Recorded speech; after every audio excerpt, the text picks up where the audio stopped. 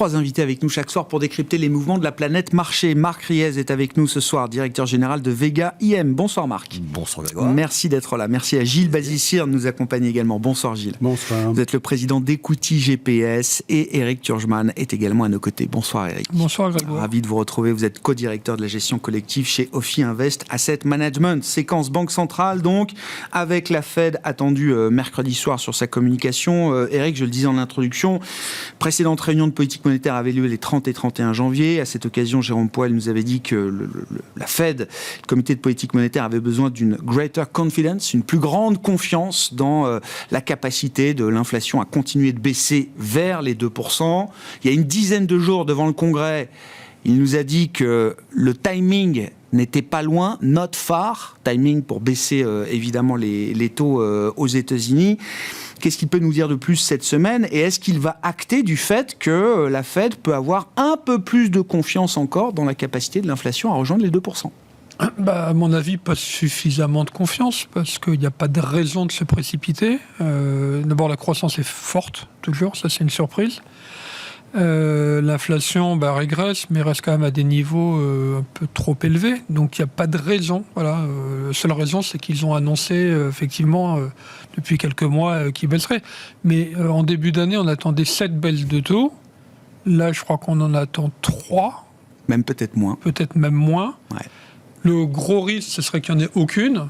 C'est pas notre scénario, mais enfin, à voir. Hein. C'est-à-dire que tant que l'inflation ne rentre pas dans le rang et tant que la croissance est forte, ils peuvent très bien reculer. Donc là, maintenant, on attend juin. C'est pas complètement sûr. Donc voilà. Alors maintenant, ce qui peut se passer, finalement, c'est que ce soit la BCE qui baisse avant la Fed. Ça, c'était pas forcément évident à prévoir. Donc là aussi, il faut attendre. Parce que la Fed ne baisserait pas en juin. Parce que, évidemment, au mois de juin, si on regarde le calendrier des réunions, la BCE, si la BCE et la Fed doivent baisser en juin, la BCE techniquement baissera forcément avant la Fed, puisque sa réunion est avant la Fed. Mais là, c'est dans le cas où vous dites la Fed ne serait pas en position de baisser en juin. Oui, mais ce qu'il y a, c'est que la Fed, elle a été moins de l'affirmative que la BCE dans ses derniers propos. La BCE, clairement, ils ont dit, bon voilà, maintenant, en gros, si on déchiffre, on va baisser en juin. Printemps. Nous disent des poids lourds comme François Villeroy-Gallo. Ça sera fin de printemps, début d'été, donc en juin. La Fed, c'est un peu moins clair. Donc, normalement, si la BCE maintenant baisse pas, ça serait une mauvaise nouvelle. D'accord. Moi, je pense que la BCE... Mais la Fed a, d'une certaine manière, le marché offre à la Fed une espèce de wildcard pour continuer peut-être de reporter encore un peu dans le temps le moment où il déclenche... pardon ? Faut pas que ça dure trop longtemps. Alors voilà, jusqu'où le marché offre cette possibilité à la Fed ? On a vu quand même toute la courbe des taux remonter, là, maintenant. Hein. Oui. On est... le 10 ans, le 2 ans, tout a remonté. Et il y a deux choses. Un, ça sera un peu plus tard que prévu. 2, un peu moins de baisse que prévu en 2024. Et peut-être un atterrissage un peu plus élevé que prévu aussi. Ce qui fait se tendre les parties longues des taux. En Europe aussi, d'ailleurs. On commence à se dire que finalement, l'inflation, ça risque d'être plutôt 3 à long terme aux États-Unis, un peu plus que 2 en Europe.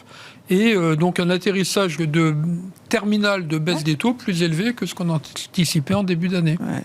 C'est d'où le repositionnement des taux et des marchés obligataires qui se tendent un petit peu. Et pour les marchés actions, c'est pas un problème? C'est-à-dire passer de... Quand l'inflation était à 10 à 10%, c'était un problème pour tout le monde. Quand l'inflation est à 3, savoir si elle atterrira à 3, à 2,8, à 2,7, à 2,5, c'est un sujet pour les obligataires, mais moins pour les actions. Alors d'abord, plusieurs choses. Les marchés actions, ils ont la valorisation la plus haute quand l'inflation est entre 2 et 3%. Ça, c'est historique. Je rappelle ça. Sur une centaine d'années, on regarde. C'est là que les PE sont plus élevés. Entre 2 et 3%. Donc alors 2, 2,5, 3, c'est pareil. On y est. Alors, les PE, normalement, c'est 20, c'est pas 24, mais bon, ça, on peut en reparler. Ensuite, les marchés actions, ils évoluent toujours, il y a 3 paramètres, les taux, les bénéfices, la prime de risque.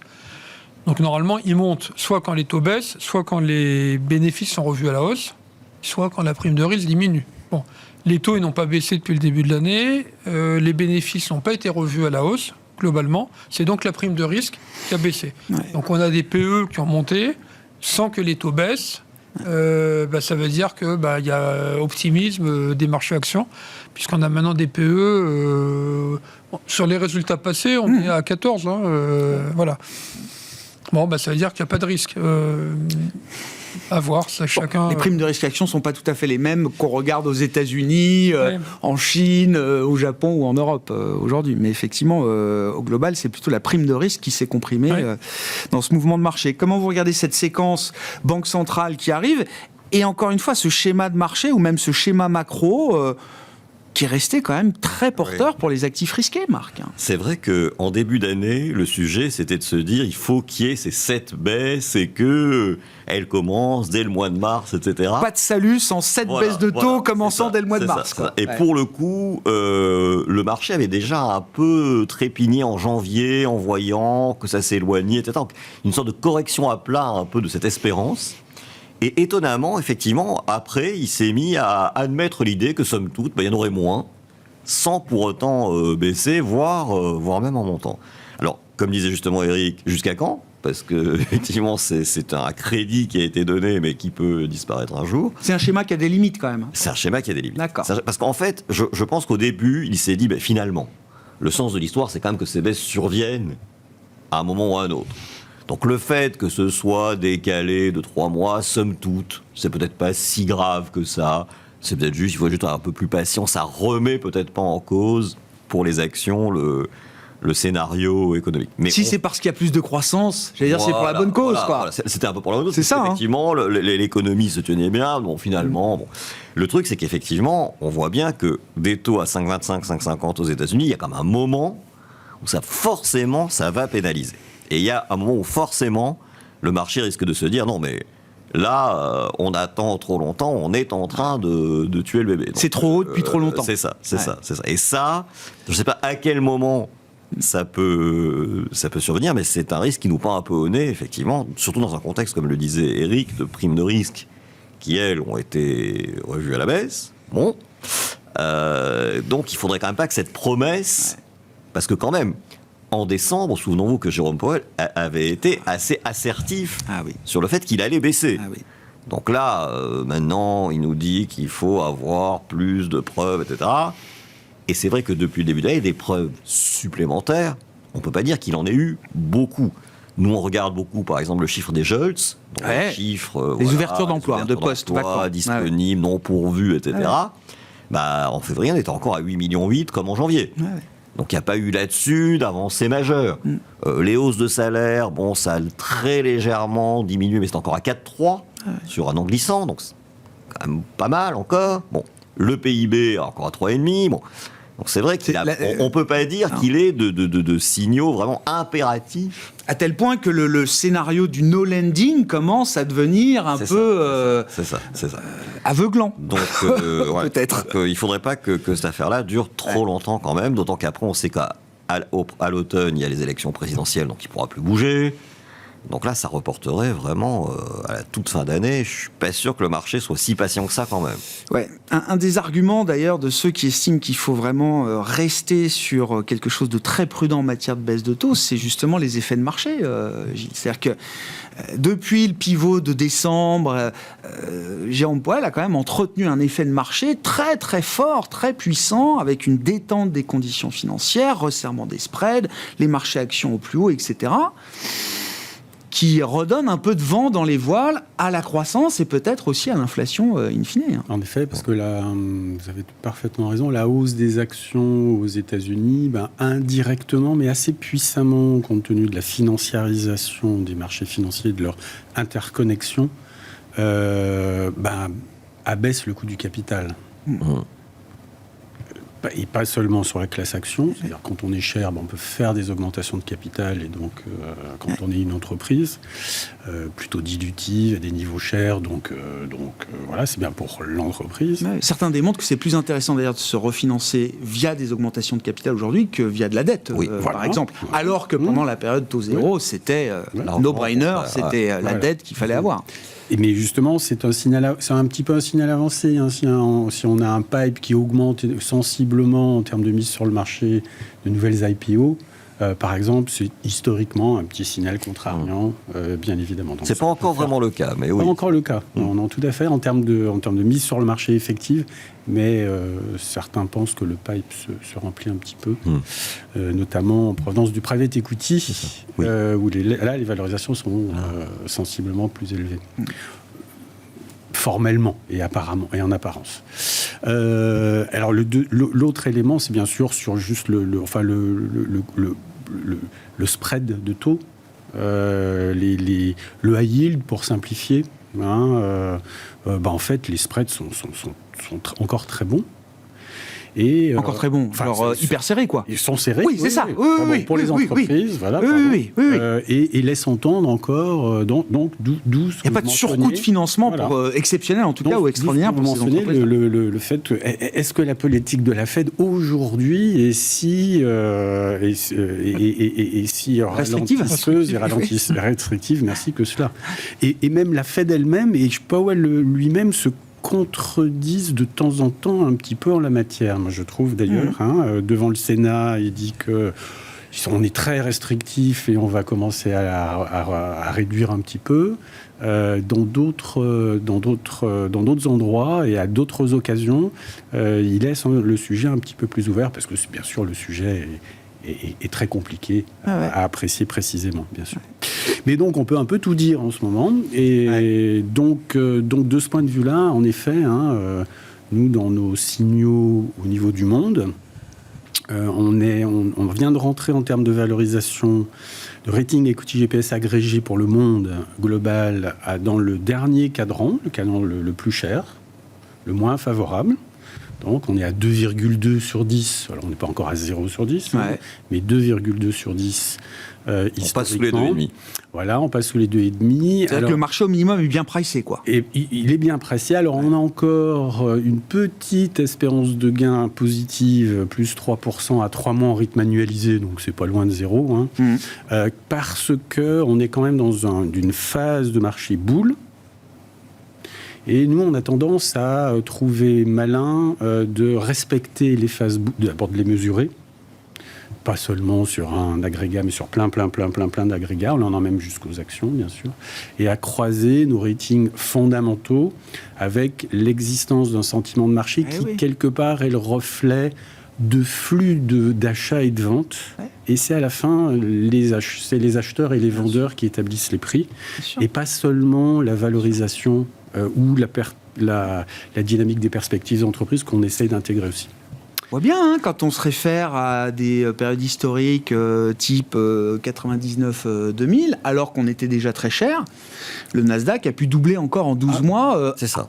À un moment où il était déjà très cher. Je ne sais pas si les ratings equity GPS existaient à l'époque, peut-être pas, Gilles, mais j'aurais bien aimé voir la tête des ratings equity GPS. Vous l'avez backtesté. On les a fabriqués bien sûr, depuis 82. D'accord. Donc on a plein de données là-dessus.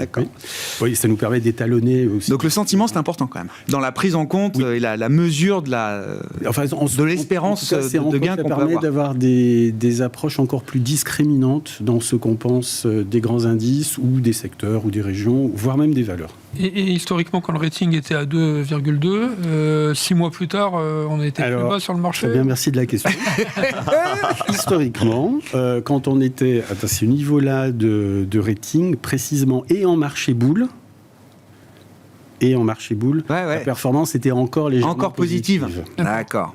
Mais en moyenne, et la moyenne, on intègre aussi des plus fortes hausses et des plus fortes baisses qui ne sont pas tout à fait des drawdowns, mais la logique, c'est une logique de drawdown. On est dans une case aujourd'hui de notre matrice où, en effet, le risque commence à devenir élevé. C'est-à-dire que la pire performance historique obtenue quand on était dans cette case de matrice, c'était quand même moins 16%. Sur un grand marché mondial. Et ça, moins 16, c'est douloureux à supporter. C'est une vraie correction, quoi. C'est une vraie correction. Voilà. Est-ce que la tech américaine, notamment, peut être encore plus chère que ce qu'elle est aujourd'hui ? Mais le problème, c'est que on revient à 99. Ça dépend ce qu'on appelle la tech. Nvidia n'est pas si cher que ça. Non. Elle a beau faire 100% de hausse, ses bénéfices en font autant. Donc, le top 10 US est à 28 de PE forward. Mais oui, à un moment donné, elle est à 40, donc on se dit 40 c'est cher, et puis les résultats sont tellement élevés qu'on se dit finalement on croyait la payer 40, on la paye 30 fois. Donc, je ne dis pas que ça peut durer éternellement, mais ce n'est pas une valeur qui est spécialement chère. Le problème, c'est qu'aujourd'hui, comme en 99, à chaque fois, il suffit de s'appeler AI quelque part pour monter, comme quand on s'appelait .com en 2000. Ça attire les investisseurs. Ouais. N'importe quelle valeur du CAC 40 qui dirait on a de l'intelligence artificielle, paf, 5% en bourse. Ça, c'est dangereux, parce que tout le monde n'est pas intelligence artificielle, tout le monde ne va pas gagner. Donc, dans les techs, comme on dit aux États-Unis, il faut faire attention, tout le monde n'est pas Nvidia. Et quelque part, le risque, il est là. Alors, il y a des passagers clandestins peut-être derrière Nvidia. Oui, bien sûr. Voilà. Donc, à un moment donné, on les démasque. Et voilà. Ce qui pourrait faire du mal à la tech, c'est si Nvidia, justement, avait un accident. Parce que là, Henri de Cross, tout le monde partirait... C'est systémique, là, aujourd'hui, Nvidia. Voilà, donc il faut faire attention à ça. Et on parlait des 7 magnifiques, là, qui avaient emmené la bourse très haut. Les 7, ils sont plus que 6, parce que Tesla, c'est moins 50% en 2 ans. Ouais. On s'en rend pas compte, on continue à croire que Tesla... En 2 ans, là, sur 2 ans, c'est moins 30 depuis le 1er janvier. Ça, j'avais ça en tête, mais j'avais pas moins 50 en 2 ans. C'est pas rien, c'est un crack, Donc, on continue à la mettre dans les dans le même panier. Ouais. L'autre, c'est Apple qui a un peu décroché aussi, effectivement. Voilà, donc, bon, voilà, attention. Mais d'ailleurs, les marchés, quand on essaie de retracer le S&P moins les 7, bon, c'est la moitié de la hausse. C'est-à-dire qu'en fait, on a 7 valeurs qui font la moitié de la hausse du S&P. Et en euros, bon, on parlait moins de ça en zone euro, mais en zone euro, si on enlève les ASML, Adyen, le Luxe, Ferrari, etc. Novo Nordisk. Novo Nordisk. Qui n'est pas en zone euro. Qui n'est pas en zone euro, mais en Europe. C'est aussi la moitié de la hausse. C'est-à-dire que tous ces indices, en dehors des stars, ils ne montent pas de 10%, ils montent de 2-3%. D'ailleurs, le Dow Jones... Bon, ça paraît ringard, mais enfin, c'est encore l'indice le plus connu qu'on entend sur les radios. Il fait 3 depuis le début de l'année. Ouais. Donc, voilà, tout n'est pas tiré. Et c'est vrai que c'est la tech qui a tiré, parce que l'intelligence artificielle, c'est pas une chimère, c'est réel. Non, ça semble être, assez réel pour certaines grandes entreprises aujourd'hui. Ce qui me semble, Marc, en fait, c'est que... Est-ce que la bonne tech peut être plus chère ? Et autrement dit, est-ce qu'il y a de la... Est-ce que c'est... peut aller plus haut. Alors, oui. Et dans le même temps, est-ce qu'on est payé pour être diversifié Est-ce qu'on est récompensé pour être diversifié en dehors de ces granolas, cette magnifique Bien sûr. Alors, on est diversifié. Après, forcément, c'est vrai que la diversification, mais est-ce que ça paye ? Pour le coup, elle a un coût. Parce que là, pour l'instant, on investit dans la diversification.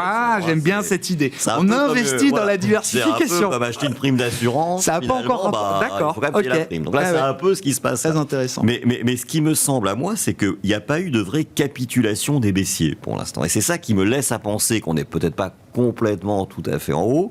Alors, il y a un certain nombre de gens qui ont raté le coche depuis octobre, qui, ça y est, commencent à dire maintenant, ça va monter. Il était temps. Bon. Et ça, c'est toujours un peu inquiétant. Mais très souvent, quand on a des mouvements de hausse comme ça, il y a une espèce d'explosion finale, un peu comme dans les feux d'artifice, de bouquet final. Ouais. Et il me semble qu'on n'a pas encore eu vraiment ce bouquet final de la hausse où les gens qui ont tout raté viennent acheter par désespoir. Et alors là, par contre, quand il y a eu ça, en général, il faut vraiment pas... Ça, c'est le Nasdaq qui double entre 99 et mars 2000. C'est un côté un peu exponentiel, vertical qui se met en place. À la fin d'un mouvement haussier. Et c'est vrai que quand on regarde le graphe, on voit que ça se dessine, mais on n'a peut-être pas encore eu complètement l'explosion haussière d'une fin de mouvement. Ce qui est d'autant plus intéressant, c'est que le rallye de fin d'année se fait sur des motivations très différentes du rallye qu'on a connu en 2024. Ah oui. Fin d'année, j'allais dire, c'est un rallye plutôt pessimiste. Oui, c'est ça. Voilà. C'est, les bad news sont des bonnes nouvelles. Si ça se dégrade sur le plan de l'activité, la Fed baissera vite ses taux et donc je revalorise ma partie action. Février, et là, le schéma est très très différent. Donc même ceux qui étaient dans le bull run de fin d'année, est-ce qu'ils sont encore dans l'idée qu'il faut rester aujourd'hui parce que les taux remontent, quoi. Ils ont espéré en janvier, justement, qu'ils allaient être gagnants puisque ils voyaient que l'espoir de baisse des taux s'éloignait. Donc ils ont eu un petit mois de répit et de satisfaction. Et puis là, depuis début février, avec la nouvelle, dans un nouveau régime, que ce soit aussi la hausse des marchés d'actions, je pense que pas mal de gens doivent se pendre quand même. Parce moi, je me souviens quand même qu'il y avait beaucoup de gens baissiers bien sûr. L'année dernière. Depuis 2 ans. Quand on tenait un discours un peu optimiste, on passait vraiment pour un gros charlatan. Ça fait 2 ans que la surprise, c'est la croissance plus que l'inflation. En tout cas en 2023. Et le point, pour illustrer votre point, sont les équipes économiques de Vanguard aujourd'hui, des mastodontes de la gestion d'actifs aux États-Unis. Voilà, ils révisent leur call.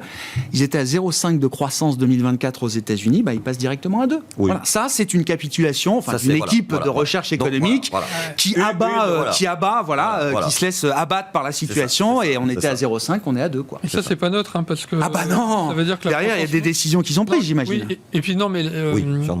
Le fait de relever la croissance américaine relève la croissance mondiale, surtout que la Chine tombe mais s'écroule pas. Et là, on est à nouveau dans une croissance mondiale qui devrait tourner autour de 3%, et plus 2,5% comme on pensait encore. Et à 3%, les bénéfices en Europe ne baissent pas d'une année sur l'autre. Ça, c'est pareil, ça marche depuis 35 ans. Donc, ce qui pouvait laisser penser qu'on aurait donc une baisse des bénéfices et donc que le PE devait s'ajuster, fait que... à 3%, on monte pas. Il ne faut pas compter sur ça, en tout cas pas en 2024. D'où l'absence d'explosion des taux, et puis comme la géopolitique, tout le monde s'en fout, ça, c'est pour l'instant. C'est pas ça.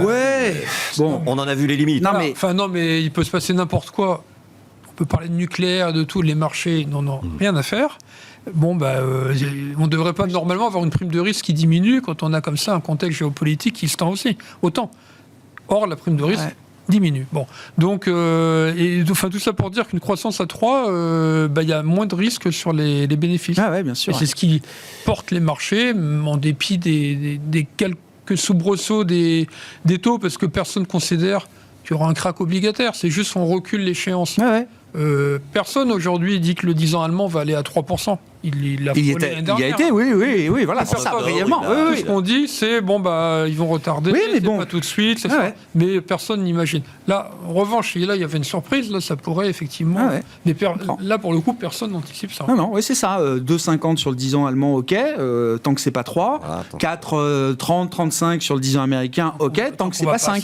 C'est ça. Là, à ce niveau-là, il y aurait des réajustements un peu plus marqués, y compris sur les actifs risqués. Moi, je ne crois pas que la géopolitique laisse les marchés indifférents, parce que face à la géopolitique, il y a des politiques budgétaires très proactives sur des questions, des sujets, des enjeux de souveraineté, de transition, etc., qui viennent aussi en compensation des disruptions ou des frictions géopolitiques qu'on peut avoir. Qui viennent augmenter la dette.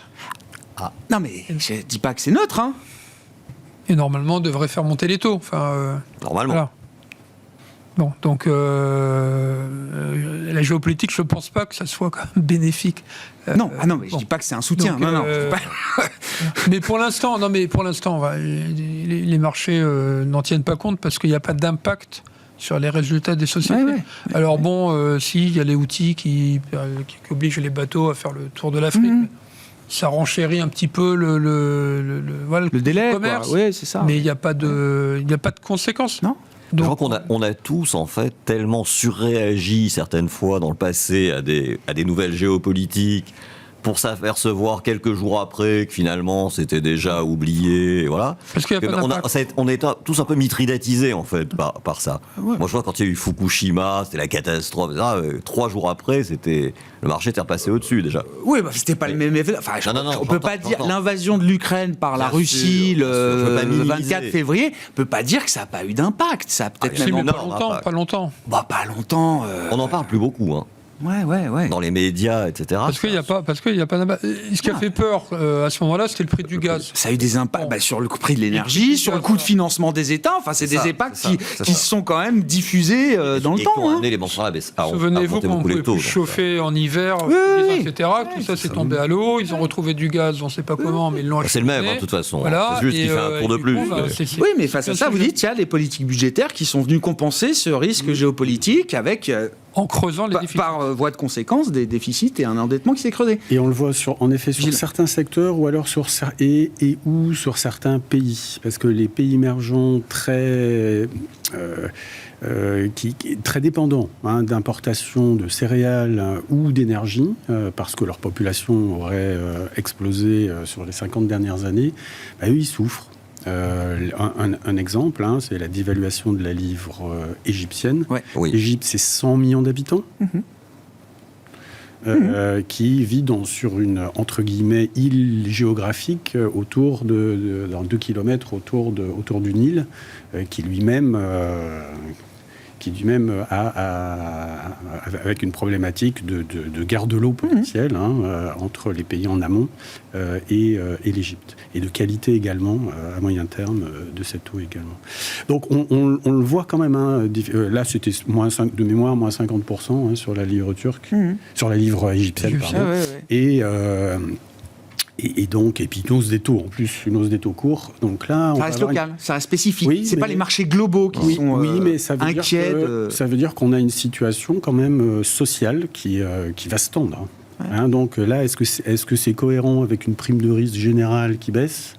Voilà. Donc là, et l'endettement, c'est des taux plus élevés ou pas forcément Alors, l'endettement des pays du monde en général, en tout cas pour la sphère publique, mais la sphère privée est également un petit sujet, mais pour la sphère publique, ça va devenir un très gros sujet, car on vient, après 50 ans de baisse des taux longs, donc de non-sanction, en fait, à laisser filer le déficit, parce que la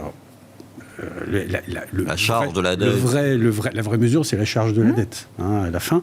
Mais quand on est passé par zéro, et que ça a été très bien télégraphié par les banquiers centraux qu'on allait remonter, très fort, que les États d'une part et les entreprises d'autre part ont eu le temps, voire même peut-être les particuliers, mais plus les États et les entreprises, ont eu vraiment le temps de rationaliser tout ça, de rationaliser leurs dettes et de maximiser les refinancements à zéro. Et donc, comme ils remontent maintenant, cette remontée, elle devient de plus en plus importante, et j'en veux pour preuve le rapport 2024 de la Cour des comptes. Oui. En France, qui a encore une tonalité plus grave que les précédents, qui a donné, à mon sens, également comme conséquence beaucoup de sorties médiatiques du président de la Cour des comptes, qui a alerté de façon encore plus grave que d'habitude, plus solennelle. Et puis les diverses projections du déficit budgétaire français, et qui d'ailleurs, à mon sens, continue d'être très mal, très mal mesuré et apprécié, parce que c'est un déficit budgétaire, ça ne se compare pas à un PNB. Oui. Ça se compare à des recettes. Oui. Voilà. Les recettes. Oui. Donc le déficit budgétaire français, c'est 32% des recettes cette année. D'accord. Et non pas. D'accord. C'est là où le déficit budgétaire américain, par exemple, est moins grave que le déficit budgétaire français. Non, il n'est pas moins grave. Il est similaire en termes de tendance et d'évolution. Et d'ailleurs, il est encore plus immaîtrisé. Ouais. Mais ils ont 3% de croissance, quoi. Voilà. Mais ça ne veut pas dire que la capacité à imposer plus que les pays européens ont quasiment mangé. Oui. Exact. Exact. Et donc il y a une généralité là qui est pas très favorable à moyen terme. Et mais la bonne nouvelle, c'est qu'au sein de cette photo qui pose problème, on a quand même un nombre de pays importants qui représentent à peu près, selon nos calculs, une vingtaine de % de la capitalisation boursière mondiale, qui ont des finances publiques saines, et le reste qui va avec. Et donc mais on attire l'attention de nos clients là-dessus. Et y compris dans la sphère émergente, on trouve des pays beaucoup moins fragiles qu'il y a 15 ans. Complètement. On a fait l'analyse d'ailleurs AAA+, également sur le monde émergent. Nos grands clients nous l'avaient demandé. Ouais. Où est-ce qu'on a envie d'être diversifié ? Là, j'aime bien votre idée d'investir dans la diversification. Dans quel type de diversification on investit ? Est-ce qu'on a envie de descendre un peu en taille d'entreprise, de capitalisation ? Est-ce qu'on a envie d'aller voir au large dans la sphère émergente ? C'est quoi la diversification qui vous intéresse aujourd'hui, Marc ? Aujourd'hui, c'est de se dire, il y a un noyau d'entreprise qui a été le leader un peu du rebond, de la hausse, qui déjà a fait ce mouvement. Et puis, beaucoup d'entreprises qui sont restées un peu sur le bord de la route, en fait, qui n'ont pas beaucoup monté, qui ne sont pas beaucoup appréciées. Donc, peut-être aller chercher dans celles qui ont un peu traîné jusqu'à maintenant, une sorte de relais, finalement, de hausse pour la suite. Alors, c'est vrai de dire, notamment, que les entreprises de taille plus petite globalement, sans aller faire du stock picking ensuite, qu'il faudra faire, mais déjà les entreprises de taille plus petite sont certainement des candidats à cette diversification dont on parlait. C'est un bon univers. C'est un bon univers. Par exemple, on est allé chercher dans le Nasdaq le deuxième tiers des entreprises qui, lui, recense quand même pas mal de modèles de qualité et qui ont pour l'instant très peu bénéficié de la hausse des marchés. Donc, et passer à ces entreprises de rang 2, si je reprends votre image, c'est un peu ça se fait pas au détriment de la qualité. Alors, ça se fait au détriment de la force de la position concurrentielle mondiale quand même. C'est-à-dire que si vous voulez, un Google, un Amazon, bon, c'est quand même des gens qui, qui sont à part. Position, voilà, c'est pas l'entreprise lambda. Bon. Donc, si, c'est quand même au détriment d'une certaine forme de puissance et de part de marché, d'incontournabilité, donc de qualité. Oui. Ouais. Mais après, il y a aussi, est-ce qu'une entreprise d'une deuxième qualité vaut la moitié d'une première ou 30% moins, voilà. Donc il y a quand même un petit truc à jouer. Un prix et une valeur, sur le fait que il y a des chevaux qui sont partis, qui ont caracolé, et puis derrière il y a un peloton, et que dans ce peloton, les meilleurs du peloton ont quand même un intérêt, s'ils n'ont pas fait encore l'échappée. Pour donner une image qui plaira beaucoup à M. Turgeman, car je ne suis jamais monté sur un vélo. Donc... Le peloton et les échappées, bien sûr. Eric, oui, dans cette idée de la diversification, qu'est-ce qu'on a envie de mettre à côté ou en face de la tech US? J'imagine que c'est incontournable dans une stratégie, dans un fonds action aujourd'hui. Il faut être positionné sur ce segment-là, mais qu'est-ce qu'on a envie de mettre à côté? C'est incontournable parce que vous êtes mesuré en permanence. C'est pour ça que c'est incontournable. Oui. Un particulier qui n'a pas de compte à rendre, il a intérêt à diversifier, peu importe le court terme. S'il a un portefeuille de 50 valeurs, il va mettre 2% dans chacune des lignes. Mais aujourd'hui, si vous avez 2% dans chacune des lignes en Europe ou aux États-Unis, vous ne faites pas le marché. Défoncez. Ah oui, vous ne faites pas le marché. Là, et au bout de 6 mois, vous êtes 8 ou 9% derrière l'indice. Et on vous demande pourquoi vous n'aviez pas les 11% de LVMH, si tant est que ça soit autorisé, ou les 40% des 7 ou 8 tech. Ouais. C'est vrai que dans les fonds UCITS, on a quand même quelques limites qu'on ne peut pas dépasser. On a quelques limites. Et puis même, indépendamment des ratios, un gérant normalement constitué, il a envie de diversifier, de faire des lignes de 3%, 4% maximum. Ouais. Bon. C'est ce que j'ai envie de recommander. Mais encore, si vous avez encore 6 mois tirés par une dizaine de valeurs, c'est intenable. Ouais. Quand vous avez des comptes à rendre à vos conseils d'administration, c'est intenable. Mais moi, je ne trouve pas sain du tout de tout mettre dans le même panier. On parlait de mars, c'est le 10 mars 2000 que ça a explosé. Oui. Et on parlait du feu d'artifice final. Feu d'artifice final en Europe, c'était l'introduction en bourse de Wanadoo par France Télécom. Ce jour-là, elle a pris 20%. Et elle faisait 20% du CAC. Donc elle seule... France Télécom faisait 20%, ça s'appelait France Télécom. Oui, bien sûr, j'ai connu France Télécom. Oui. Si j'aime que ça. 20% du CAC, elle prend 20%, ça fait 4%. Donc celui qui n'en a pas du tout, il prend 400 points de base dans la journée. Bon, personne n'en avait pas, mais personne n'en avait 20 non plus. Bon, voilà. Les 219 euros. 219 francs. Absolument, c'était arrivé à ce niveau. Euro. C'était déjà en euros, peut-être. Euro. 219 euros, il était déjà en euros. Depuis 98. Donc voilà, alors après les mid-cap... Mais quand on réfléchit à la diversification, où est-ce que vous voyez des segments de marché qui sont les meilleurs candidats pour une revalorisation ou un rattrapage d'une certaine manière? Non, mais c'est ce que disait Marc. Dans toute l'économie dite maintenant, je ne sais pas comment on l'appelle, enfin, non-tech, ils ne vont pas rester comme ça sur le bord de la route éternellement. Donc soit, effectivement, il y a finalement de la croissance, il y a la croissance mondiale, etc. Et toutes ces boîtes industrielles, voire financières, à un moment donné, ne vont pas rester à 5 ou 6 fois les bénéfices. Il y a encore pas mal de valeurs qui sont à 5, 6, 7 fois les bénéfices. Et des très belles, parfois. Et des très belles, bon. Soit, effectivement, ça finit mal et il y a une grosse correction, et là, effectivement, elles vont corriger, mais enfin, au point où elles en sont, c'est le investissement value, mais il y a trop d'écart. Je trouve qu'il y a trop d'écart. On voit les prémices d'une résorption de ces écarts ou pas? Parce qu'on a tout un narratif sur la croissance plus solide, meilleure, les États-Unis, etc. Je me dis, c'est quand même bizarre à un moment que le marché, a commencé par le marché action qui est quand même plutôt optimiste, avec la capacité de se projeter sur des belles histoires, etc., voit pas dans cette partie-là du marché l'idée qu'il y a un cycle qui s'améliore et que ça doit donc payer, quoi. Je suis peut-être un peu utopiste encore, mais à un moment donné, on était nombreux autour de la table à se dire c'est pas normal que Tesla vaille l'ensemble des constructeurs auto, oui. C'est pas normal. Bon, et puis on le disait, puis le mois suivant, c'était encore plus de 10% de Tesla, ça continuait. Puis à un moment donné, ça se corrige. Voilà, donc, ça s'est corrigé quand même. Ça s'est corrigé, donc voilà, mais... Enfin, Stellantis se paye toujours moins de 5 fois, quoi. Oui. Et Renault, pareil, quoi, ou j'en sais rien. Hein. Enfin, je veux dire, le statut de ces boîtes-là n'a pas changé, quoi. Oui, mais ça, c'est ça. Elles se payent moins de 5 fois, mais comme les bénéfices sont là, elles montent au moins. Oui, le prix monte, je suis d'accord. Donc voilà, les mid-cap, le problème, c'est que les investisseurs délaissent les mid-cap parce qu'il y a un problème de liquidité aussi, et ils se disent, on veut participer à la fête, mais le jour où ça va mal, on veut être les premiers à pouvoir sortir rapidement. Donc c'est pour ça que c'est concentré sur les méga caps, quoi. Ce qui veut dire qu'il y a... Il n'y a pas une confiance non plus délirante, quoi. Il n'y a pas une confiance absolue. Ce que je veux dire. C'est pas le bull market full risk on, quoi. Il y a pas. Non, c'est surtout que je veux pas être à l'écart du bull market. Ça monte, je vais être dedans, voilà. Et puis voilà. Mais tout n'a pas participé encore à la fête.